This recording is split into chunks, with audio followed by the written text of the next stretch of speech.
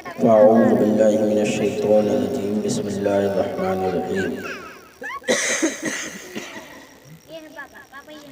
ألا إن أولياء الله لا خوف عليهم ولا هم يحزنون صدق الله العظيم وصدق رسوله النبي الأمين الكريم ونحن على ذلك لمن الشاهدين والشاكرين والحمد لله رب العالمين۔ آئیے ہمارا آپ سب سے پہلے نہایت ہی عقیدت و محبت کے ساتھ آقا نامدار مدینے کے تاجدار دونوں عالم کے مالک و مختار جناب احمد مصطفیٰ محمد مصطفیٰ صلی اللہ تعالی علیہ وسلم کی بارگاہ بے کس پناہ میں درود پاک کی ڈالیاں نچھاور کریں۔ پڑھیے باواز بلند اللہ رب محمد صلی اللہ علیہ وسلم نحن عباد محمد صلی اللہ علیہ وسلم صلاۃ و سلام علیک یا رسول اللہ یا نبی اللہ یا حبیب اللہ۔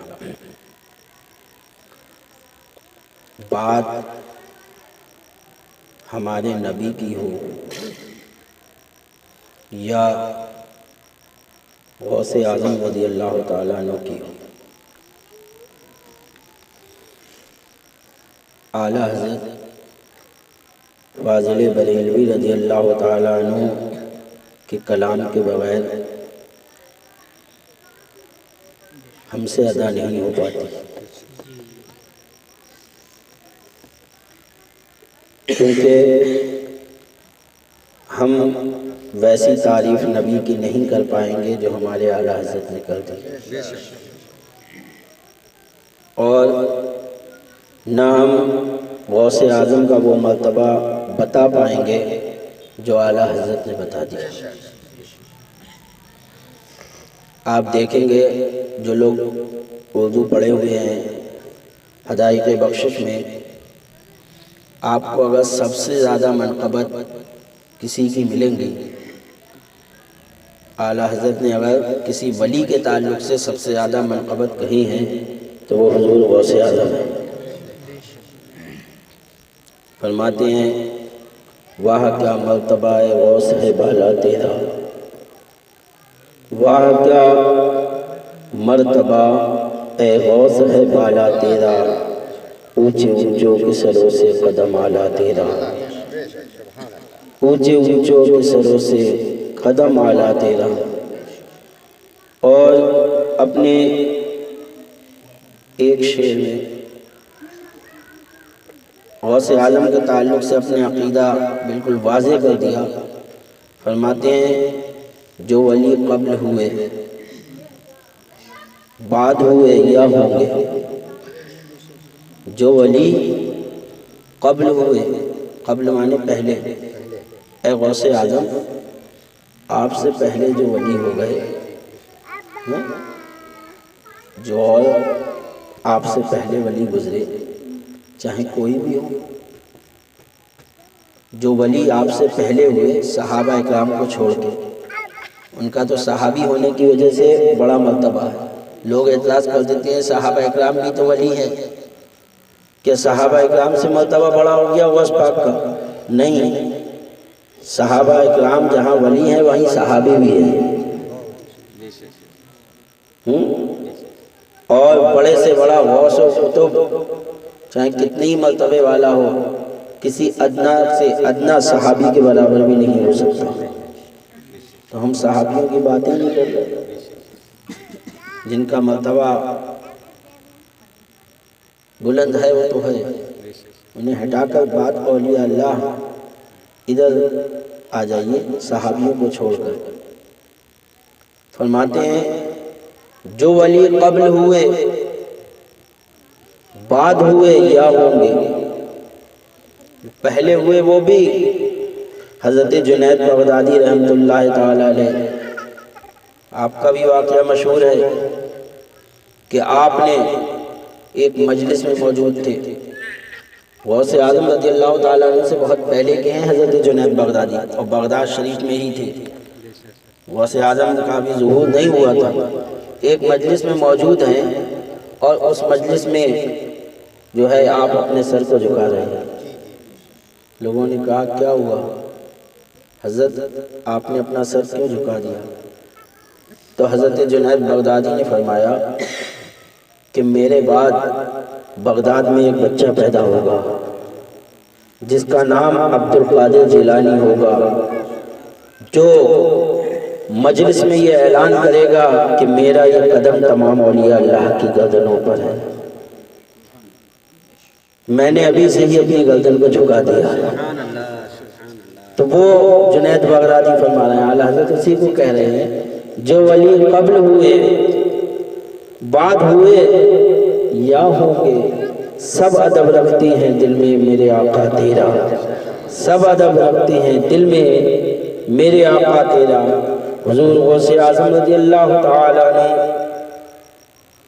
اللہ تبارک و تعالیٰ کے وہ محبوب بندے ہیں کہ اللہ تبارک و تعالیٰ آپ کی ہر دعا کو قبول فرما لیتا۔ آپ نے ایسی ایسی کرامتیں دکھا دی کہ ان کا ظہور کسی اور ولی سے نظر نہیں آتا۔ 12 سال کی کشتی کو واپس نکال لینا، 12 سال میں، 1 سال میں تو آدمی کی ہڈیوں کا پتہ نہیں رہتا ہے، اور 12 سال میں کیا حال ہوا ہوگا۔ 12 سال غوث اعظم رضی اللہ تعالیٰ عنہ کا گزر ہوا تو بوڑھی اماں رو رہی ہے بیٹھی ہوئی۔ پوچھا یہ کیوں رو رہی ہے؟ کہا آج سے 12 سال پہلے اپنے ایک بچے کی اس نے شادی کی تھی، ایک لوتا بیٹا تھا، وہ دریا میں آ رہا تھا، ادھر سے کشتی میں سوار ہو کر پوری ناؤ پلٹ گئی، جتنے باراتی تھے اور دلہن دولہا سب دریا میں غرق ہو گئے۔ تب سے یہاں بیٹھ کر روتی رہتی ہے۔ غوث اعظم رضی اللہ تعالیٰ عنہ کو اس بوڑھی اماں پر ترس آ گیا۔ اللہ کی بارگاہ میں ہاتھ اٹھا دیے، اے پروردگار عالم اس کی اولاد اس کو لوٹا دے۔ قربان جائیے، 12 سال کے بعد لوگ کہتے ہیں غوث اعظم مردوں کو زندہ کر دیتے تھے۔ آپ تو اتنے پرانے مردوں کو زندہ کر دیتے تھے، کیا کہنا ہے؟ تو جو اسی وقت مرا ہو اس کو زندہ کرنا کون سی بڑی بات ہے؟ 12 سال کے بعد اے پروردگار عالم اس کی اولاد اس کو لوٹا دے۔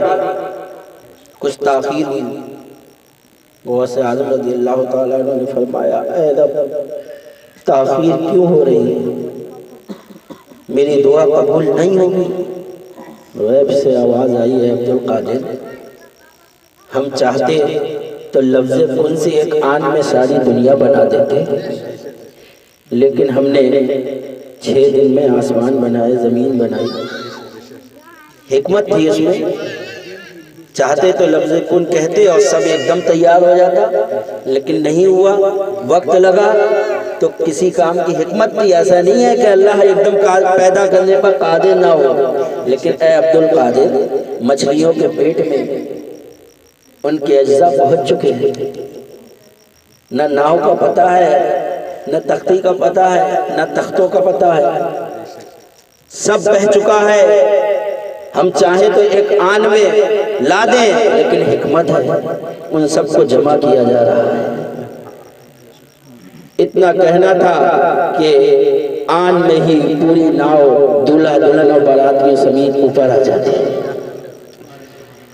وہ اماں خوش ہو جاتی ہیں، تمام باراتی غوث اعظم رضی اللہ تعالی عنہ سے دعا لیتے ہوئے گھر واپس چلے جاتے ہیں۔ وہ غوث اعظم رضی اللہ تعالی عنہ کہ اسی لیے آپ نے فرمایا کہ میں نے اپنے پروردگار عالم سے یہ عہد لے لیا ہے کہ میرا کوئی مرید بغیر توبہ کے نہیں مرے گا۔ ہم مرید بن تو جائیں، اگر غوث اعظم نے ہمیں اپنی غلامی میں قبول کر لیا میرے بھائیوں، تو ہمارا ایمان پر خاتمہ پکا ہے۔ یہ آپ سمجھیں، کوئی شیطان ہمیں نہیں ڈگمگا سکتا۔ کیوں؟ اگر غوث اعظم نے قبول کر لیا، کیونکہ غوث اعظم کا اللہ سے وعدہ ہے کہ میرا کوئی مرید بغیر توبہ کے نہیں مرے گا۔ جب تک اسے توبہ کی توفیق نہیں مل جاتی، جب تک اسے موت نہیں آتی، اور جو توبہ کر کے مر گیا اس کا بیڑا پار۔ تو غوث اعظم رضی اللہ تعالیٰ عنہ کے زمانے میں ایک قبر سے چیخنے کی آواز آنے لگی، غوث اعظم رضی اللہ تعالیٰ عنہ کے پاس لوگ آئے، حضور قبر سے چیخنے کی آواز آ رہی ہے۔ غوث اعظم نے فرمایا یہ بتاؤ جس کو قبر میں دفن کیا گیا ہے کیا اس نے میرا خرقہ پہنا ہے؟ کہا ہمیں علم نہیں۔ کہا اچھا یہ بتاؤ کبھی میری مجلس میں آ کر بیٹھا ہے؟ کہا ہمیں اس کا بھی علم نہیں۔ کہا اچھا یہ بتاؤ کیا کبھی میرے پیچھے نماز پڑھی ہے؟ کہا حضور اس کا بھی علم نہیں، ہم نے نہیں دیکھا اسے کبھی، نہ آپ کی مجلس میں بیٹھے ہوئے دیکھا، نہ آپ کے پیچھے کبھی نماز پڑھتے ہوئے دیکھا۔ تو غوث اعظم رضی اللہ تعالیٰ نے کہا افسوس، وہ خسارے میں ہے، وہ خسارے میں ہے۔ کیوں؟ آج ہم بریلی شریف میں رہتے ہیں، تاج الشریعہ جیسی ہستی ہمارے نگاہوں کے سامنے تھی، لیکن جانے کتنے ہیں کہ جنہوں نے تاج الشریعہ کو نہیں دیکھا بریلی میں۔ غوث اعظم نے فرمایا افسوس، وہ خسارے میں ہے۔ تو غوث اعظم رضی اللہ تعالیٰ عنہ کے زمانے میں بھی ایسے تھے کہ غوث اعظم رضی اللہ تعالیٰ عنہ کہ مجلس میں حاضر نہیں ہوتے۔ آج بھی ایسے لوگ ہیں کہ بریلی شریف میں ایسی ہستی گزر گئی کہ جسے جانشین غوث اعظم کہا جائے تو بے جا نہیں ہوگا۔ وہ جانشین حضور مفتی اعظم ہند تھے اور حضور مفتی اعظم ہند جانشین غوث اعظم تھے، تو اس نسبت سے آپ بھی جانشین غوث اعظم۔ لیکن افسوس ہمیں اتنا موقع نہ ملا بریلی والوں کو کہ ہم حضرت کی بارگاہ میں 5 منٹ حاضری دے لیتے، جا کر حضرت کے چہرے کی زیارت کر لیتے۔ جانے کتنے ہیں ایسے جنہوں نے دیدار ہی نہ کیا، اور جانے کتنے اس میں رہے کہ ہاں ہو جائیں گے مرید، آج نہیں تو کل، آج نہیں کل، آج نہیں کل، اور اسی میں ہی حضرت کا وصال۔ تو غوث اعظم رضی اللہ تعالیٰ عنہ نے فرمایا افسوس وہ خسارے میں۔ پھر آپ نے مراقبہ کیا اور کرنے کے بعد آپ کا چہرے کا رنگ بدلنے لگا۔ کافی دیر کے بعد آپ نے آنکھیں کھولی، کہا میری فرشتوں سے گفتگو ہوئی، فرشتوں سے گفتگو ہوئی، بات ہوئی تو فرشتوں نے کہا ہے غوث اعظم اس نے آپ کے چہرے کا 1 مرتبہ دیدار کیا ہے، 1 مرتبہ آپ کے چہرے کا یہ دیدار کر چکا ہے، اور آپ سے انسیت رکھتا تھا، بغض نہیں رکھتا تھا، محبت ہی رکھتا تھا۔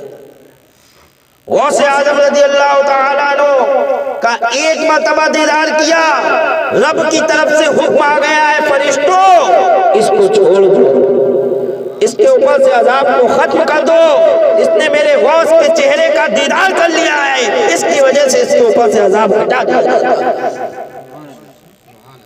غوث اعظم رضی اللہ تعالیٰ عنہ کی وہ شخصیت ہے کہ اللہ نے جیسا آپ کو ولی بنایا ویسا کسی کو نہیں بنایا۔ اسی لیے غوث اعظم رضی اللہ تعالیٰ عنہ، لیکن ہاں جتنی غوث اعظم رضی اللہ تعالیٰ عنہ پر مشقتیں آئی ہیں، میں سمجھتا ہوں میری نظر میں نہیں ہے کہ اور کسی ولی نے اتنی مشقتیں بھی اٹھائی ہیں جتنے مجاہدے غوث اعظم رضی اللہ تعالیٰ عنہ نے کیے ہیں اپنے نفس کو مارنے میں۔ جب ہم تاریخ غوث اعظم اٹھا کر دیکھتے ہیں، جب ہم سوانح غوث اعظم اٹھا کر دیکھتے ہیں تو ہمیں حیرت ہوتی ہے کہ غوث اعظم رضی اللہ تعالیٰ عنہ 25 سال مسلسل جنگلوں میں بھٹکتے رہے، جنگلوں میں رہے 25 سال۔ 25 سال کا عرصہ کتنا بڑا عرصہ ہو گیا، ذرا آپ اندازہ لگائیے۔ 25 سال فرماتے ہیں میں 25 سال بغداد کے بیابانوں میں رہا، ریاضت و مجاہدہ کرتا رہا۔ اس وقت قوم مجھے نہیں پہچانتی تھی کہ میں کون ہوں، کوئی مجھے دیوانہ کہتا، کوئی کچھ کہتا، اور میں مسلسل اللہ کی عبادت کرتا رہا 25 سال۔ اس میں ایسا وقت بھی آیا، کہتے ہیں کہ میں نے کبھی ایسا ہوا کہ 1 سال تک پانی ہی نہیں پیا، 1 سال تک اور فرماتے کبھی ایسا وقت آیا کہ میں نے صرف پانی پیا تو 1 سال تک کھانا نہیں کھایا، 1 سال تک کبھی پانی نہیں پیا، 1 سال تک کھانا نہیں کھایا۔ آپ وہ ہیں کہ جنہوں نے فجر کی نماز عشاء کے وضو سے 40 سال تک پڑھی ہے۔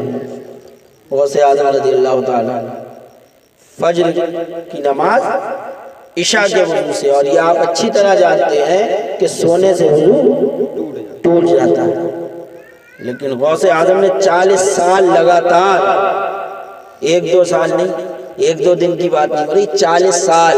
اس کا مطلب غوث اعظم رضی اللہ تعالیٰ عنہ 40 سال تک سوئے ہی نہیں۔ بولو ہے کسی انسان کے بس کی بات جو 40 سال تک راتوں میں سوئے ہی نہ؟ یہ غوث اعظم رضی اللہ تعالیٰ عنہ کی شان تھی۔ اللہ تبارک و تعالیٰ نے آپ کو اتنی طاقت عطا فرمائی کہ جو آپ کو اپنا مان لیتا، جو آپ کے در پر پڑ جاتا، وہ بھی طاقتور ہو جاتا، وہ بھی طاقتور ہو جاتا۔ آپ کے در پر پڑے رہنے والا کتا، ایک کتے کی حیثیت کیا ہوتی ہے، ایک کتے کی طاقت کیا ہوتی ہے، یہ سب جانتے ہیں، لیکن غوث اعظم رضی اللہ تعالیٰ عنہ کے در پر پڑنے والا کتا، اس کی شان دیکھیے، اس کی طاقت کا اندازہ دیکھیے کہ حضرت شیخ جام رحمت اللہ تعالیٰ علیہ جو شیر کی سواری کرتے تھے، اور جب آپ کے پاس آئے ہیں اور کہا کہ مجھے اپنے شیر کے لیے کھانا چاہیے، اور کون تھے یہ حضرت شیخ جام؟ جانتے ہیں؟ کوئی بہت مشہور ولی، وہ ہیں کہ جب ہلاکو خان نے بغداد پہ حملہ کیا تھا تو اس وقت یہی بغداد میں تھے۔ اس وقت لوگ آپ کے پاس آئے، حضرت ہلاکو کی فوج آ رہی ہے، ہمارے بس کی نہیں ہے کہ ہم ان سے لڑ سکیں، ان سے ہمارا مقابلہ نہیں ہو سکتا، آپ بچا لیجئے۔ تو آپ کے پاس ایک کٹورا تھا، آپ نے اس کٹورے کو پلٹ دیا۔ پلٹنا تھا کہ پورا بغداد غائب ہو گیا، پورا بغداد نظر ہی نہیں آ رہا ہے۔ ہلاکو کی فوج آئی، ڈھونڈ رہی ہے، بغداد دن بھر ڈھونڈتی رہی لیکن بغداد نہیں ملا۔ شام کو واپس چلی گئی، بول رہی ہلاکو سے پورے دن بغداد ڈھونڈا، بغداد ملے ہی نہیں۔ ہلاکو نے کہا کہ پاگل ہوگا، یہیں سے دیکھو بغداد کے محلات سامنے نظر آ رہے ہیں اور تمہیں بغداد نہیں ملا، پورے دن ڈھونڈتے رہے۔ اب یہ لوگ خوش ہو گئے، کہاں ولی کی کرامت ظاہر ہو گئی، اور حضرت شیخ جام نے کہا تھا جاؤ اللہ سے توبہ کرو، نمازیں پڑھو۔ کیا کریں گے، تو اللہ کے ولی ہیں ہی، بچا لیں گے، کیا ضرورت ہے نمازیں پڑھ لیں گی، ہیں تو اللہ کے ولی، آج بھی ارے ہیں تو اللہ کے ولی۔ بہت سے لوگ کہتے ہیں اتنی مصیبتیں آ رہی ہیں، اتنی پریشانیاں آ رہی ہیں، اللہ کے ولی بھی نہیں سن رہے، معاذ اللہ رب العالمین، ایسی باتیں کہہ دیتے ہیں۔ دیکھو اس واقعے سے سبق حاصل کرو کہ اللہ کے ولی کیوں نہیں سن رہے۔ چلی گئی قوم، پھر اپنے مست ہے، اللہ کو بھولی ہوئی ہے۔ پھر جو ہے ہلاکو نے حملہ کرنے کے لیے فوج بھیجی، پھر گھبرائے، پھر آئے حضرت، پھر ہلاکو کی فوج آ رہی ہے، آپ نے پھر پیالے کو الٹ دیا، پھر پیالے کو الٹ دیا، پھر ہلاکو کی فوج ڈھونڈتی رہی، بغداد نہیں ملا، پھر چلی گئی۔ پھر یہ لوگ مست ہیں، اب تیسری بار ہوتا ہے، پھر آتے ہیں یہ، اے حضرت ہمیں بچا لیجئے۔ پھر جا رہے تھے حضرت شیخ جام پیالہ الٹنے کے لیے، لیکن رب کا حکم آ گیا، اے جام اب پیالہ نہ الٹو۔ انہیں 2 مرتبہ موقع دیا گیا لیکن یہ قوم نہیں سنتی۔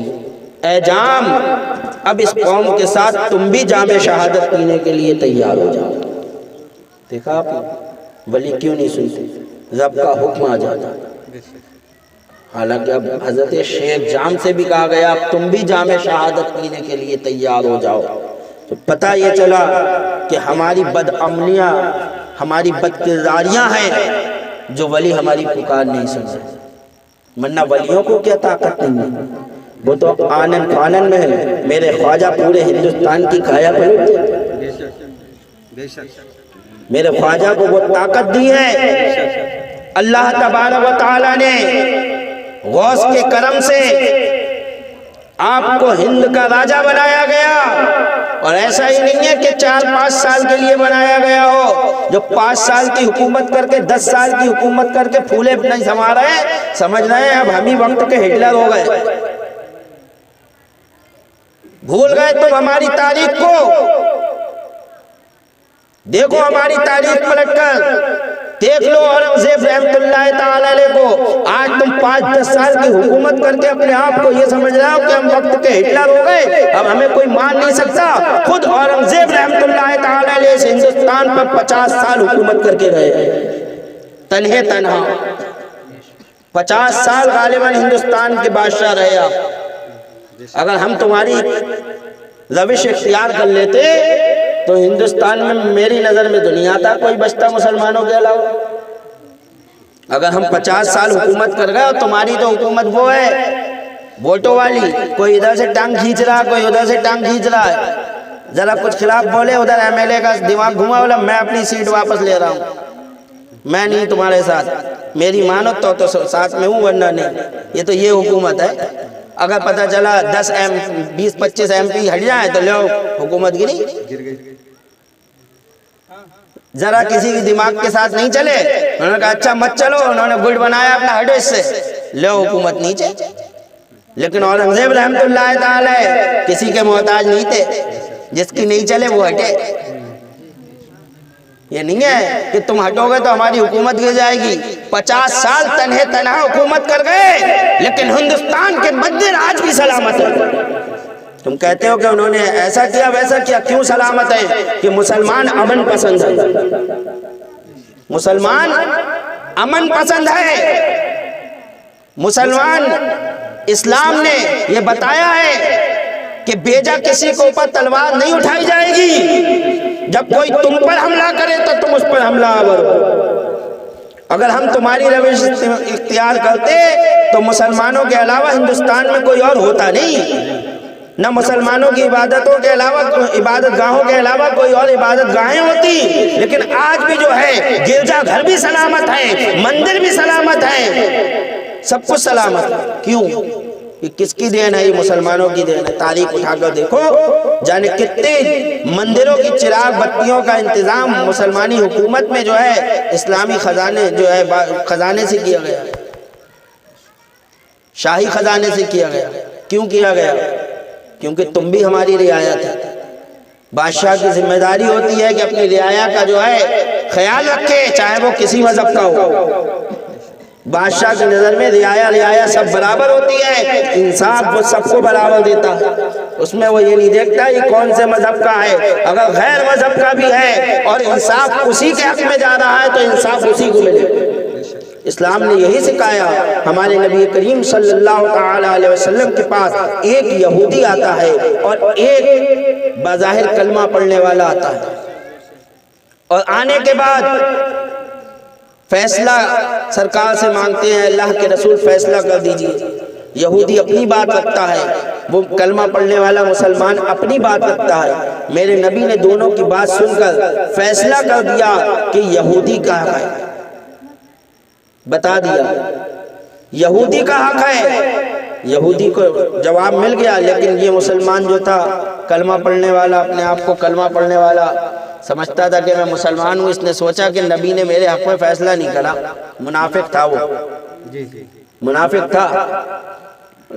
چلو راستے پر سوچتا رہا کیا کروں کیا کروں۔ اس نے سوچا عمر فاروق اعظم رضی اللہ تعالیٰ عنہ بہت سخت ہے، وہ کافروں پہ فوراً تلوار نکالتے ہیں۔ ہاں، جہاں کوئی بات ہے وہ فوراً تلوار ہی نکالتے ہیں کافروں کے اوپر، وہ کافروں پہ بہت سخت ہے، انہی کے پاس چلتے ہیں، ابھی اسی یہودی کی گردن اڑواؤں گا۔ بولا بھئی ایسا ہے، فیصلہ تو نبی نے کر دیا، لیکن ایسا ہے عمر کے پاس چلو، ان سے فیصلہ لوں گا میں۔ وہ یہودی بولا کمال کرتے ہو آپ، وہ عمر جو انہی نبی کا کلمہ پڑھتے ہیں، جب انہوں نے فیصلہ کر دیا تو عمر کے پاس جانے کی کیا ضرورت ہے؟ کہا نہیں، میں عمر سے فیصلہ لوں گا۔ کہا چلو، پہنچے عمر فاروق اعظم رضی اللہ تعالیٰ عنہ کے پاس، بات رکھی، یہودی نے اپنی رکھی، مسلمان نے اپنی رکھی، لیکن یہودی نے ایک بات اور کہہ دی۔ کہا اے عمر، میں ایک بات کہنا چاہتا ہوں۔ کہا کہیے۔ کہا یہ جو مقدمہ آپ کی بارگاہ میں آیا ہے، یہ آپ سے پہلے نبی کریم صلی اللہ علیہ وسلم کی بارگاہ میں جا چکا ہے۔ اتنا سننا تھا۔ عمر فاروق اعظم نے فرمایا تو پھر اللہ کے رسول نے کیا فیصلہ کیا؟ کہا میرے حق میں فیصلہ کیا، آپ ان سے پوچھ لیجیے۔ کہا کیوں؟ تو بولا مسلمان وہ کلمہ پڑھنے والا بولا ہاں اللہ کے رسول نے تو ان کے حق میں فیصلہ کیا ہے لیکن میں آپ سے فیصلہ چاہتا ہوں۔ اتنا سننا تھا۔ عمر فاروق اعظم رضی اللہ تعالیٰ عنہ اٹھے، اٹھنے کے بعد اندر گئے اور تلوار لے کر آئے۔ وہ سوچا شاید یہودی کی گردن اڑائے گئے، اور لانے کے بعد ایک ایسا وار کیا اور ایک ہی وار میں اس منافق کی گردن زمین پر پڑی تھی، اور فرمایا تیرے حق میں میرا فیصلہ یہ ہے، اور ذہن دے دیا کہ جو نبی کا فیصلہ نہ مانے وہ مسلمان ہے ہی نہیں۔ اب اتنا ہونا تھا، پورے مدینے میں شور مچ گیا کہ حضرت عمر نے ایک کلمہ پڑھنے والے کو قتل کر دیا، کلمہ پڑھنے والے کو قتل کر دیا، کلمہ پڑھنے والے کو۔ پورے اس میں شور ہے کہ عمر نے کلمہ پڑھنے والے کو مار دیا، عمر نے کلمہ پڑھنے والے کو مار دیا۔ جیسے آج کودتے پھرتے ہیں نا، ارے کلمہ پڑھنے والے کو مسجد سے نکال دیا، ارے نماز پڑھنے والے کو مسجد سے نکال دیا، ایسے کود رہے تھے، سب کود رہے تھے۔ لیکن وہ دور تھا قرآن کے نزول کا۔ آج تو تم اپنی چلا لیتے ہو، وہ دور تھا قرآن کے نزول کا۔ چیخ رہے ہیں کلمہ پڑھنے والے کو مار دیا، کلمہ پڑھنے والے کو مار دیا۔ منافقوں نے شور مچانا شروع کر دیا۔ اللہ کے رسول کے پاس خبر پہنچی کہ عمر فاروق اعظم نے ایک کلمہ پڑھنے والے کو قتل کر دیا۔ میرے نبی کھڑے ہو گئے اور فرمایا عمر مومن کو قتل نہیں کریں گے۔ اتنا کہنا تھا، اللہ کے رسول چلتے ہیں، پہنچتے ہیں تو دیکھا عمر فاروق اعظم رضی اللہ تعالیٰ عنہ کے ہاتھ میں تلوار ہے، خون ٹپک رہا ہے، اور عمر فاروق اعظم کا چہرہ لال پڑا ہوا ہے۔ جیسے ہی نبی کو آتا ہوا دیکھتے ہیں، تلوار کو نیچے رکھ دیتے ہیں، سر کو جھکا لیتے ہیں۔ حضرت نبی کریم صلی اللہ علیہ وسلم عمر فاروق اعظم سے جو ہے ارشاد فرماتے ہیں، اے عمر تم نے قتل کر دیا۔ آپ نے فرمایا، آپ نے عرض کی اے اللہ کے رسول میں نے مومن کو نہیں مارا ہے۔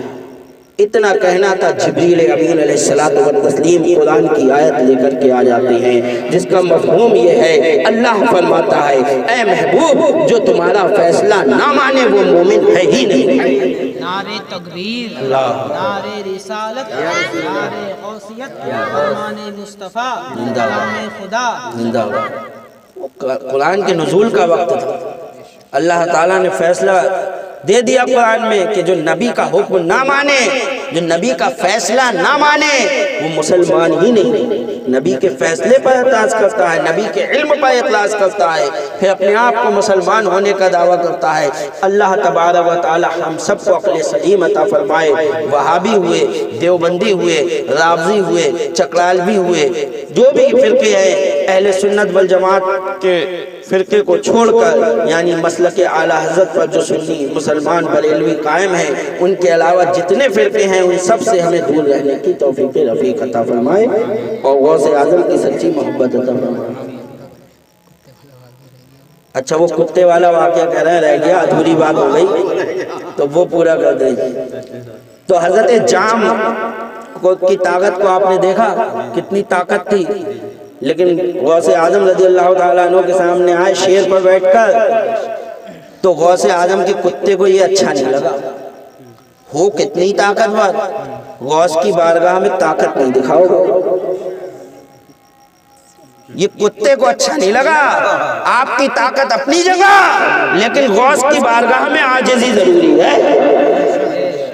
یہاں اپنی طاقت نہیں دکھاؤ گے، جتنی طاقت دی ہے اللہ نے تمہیں دی ہے، اگر غوث کے سامنے طاقت دکھائی تو ساری طاقت دھری کی دھری رہ جائے گی۔ غوث کا کتا دکھا دے گا کہ غوث اعظم کی طاقت کا کیا عالم ہوگا۔ چلے ہیں کہ میرے شیر کے لیے انتظام کر دیجیے، گائے باندھ دی گئی، شیر چلا گائے کی طرف، پیچھے سے کتا بھی چل دیا۔ شیر نے ایک دہاڑ ماری، شیر کی عادت ہوتی ہے پہلے دہاڑ مارتا ہے اور دہاڑ مارنے کے بعد پھر حملہ کرتا ہے۔ اسی لیے جو ہے مومن کو شیر دل کہا جاتا ہے کہ مومن کبھی پیچھے سے وار نہیں کرتا ہے، پہلے اپنے دشمن کو جو ہے چوکنا کر دیتا ہے، خبردار سمجھ جا نبی کے گستاخ، ہوشیار ہو جا، تجھے موقع دے رہے ہیں۔ 2 سال موقع دیا، نہیں مارا، کام کر دیا، یاد ہے؟ ابھی موقع دے رہے ہیں، ابھی مومن دہاڑ رہے ہیں، سمجھ جا، ورنہ جو انجام ہوا تھا ہو جائے گا۔ اللہ بڑا ہے، اللہ اکبر۔ شیر نے جیسے ہی دہاڑ ماری اور پھر کلاش لگائی، جیسے ہی گائے کی طرف ادھر اس کتے نے کلاش لگائی اور سیدھے ہی شیر کا ٹیٹوا پکڑ لیا۔ شیر لاکھ چھڑانے کی کوشش کر رہا ہے لیکن غوث اعظم کے کتے سے چھوٹ نہیں پا رہا ہے۔ جب تک اس شیر کی جان نہ نکل گئی، جب تک غوث اعظم کے کتے نے اس شیر کو نہیں چھوڑا۔ تو غوث اعظم رضی اللہ تعالیٰ عنہ کہ در پہ پڑے رہنے والے کتے کی یہ طاقت ہے، یہ صرف نسبت کا نتیجہ ہے۔ کس کا نتیجہ ہے؟ نسبت کا۔ غوث اعظم رضی اللہ تعالیٰ عنہ سے پوچھا گیا کہ آپ کا مرید کون ہے؟ جو آپ سے مرید ہو وہی آپ کا مرید ہے؟ تو آپ نے فرمایا جو مجھے اپنا کہے وہ میرا مرید ہے۔ بولو، نسبت تو کرو تم غوث اعظم کی طرف۔ جو مجھے اپنا کہے، اپنا پیر مانے، بڑے پیر صاحب کے نام سے پکارے، مانے کہ ہاں ولیوں کے سردار غوث اعظم ہی ہیں، پیرانے پیر غوث اعظم ہیں، روشن ضمیر غوث اعظم ہیں، دستگیر غوث اعظم ہیں، تمام ولیوں کے سردار غوث اعظم ہیں، جن کا قدم تمام اولیاء اللہ کی قدموں پر ہے، ان سے اعلیٰ نہ کبھی کوئی ہوا ہے ولی نہ کوئی ہو سکتا ہے۔ اللہ اکبر، واہ کیا مرتبہ، اے غوث ہے بالا تیرا، اونچے اونچوں کے سروں سے قدم اعلیٰ تیرا، سر بھلا کیا کوئی جانے کہ ہے کیسا تیرا، اولیاء ملتے ہیں آنکھیں وہ ہے تلوہ تیرا۔ جو یہ کہے تو واقعی جو مجھے اپنا کہے وہ میرا مرید ہے، قیامت کے دن میں اس کی شفاعت کروں گا، وہ میرے مریدوں میں جو ہے داخل ہے، بغیر توبہ کے اس کو موت نہیں آئے گی انشاءاللہ تعالی۔ وما علینا الا البلاغ۔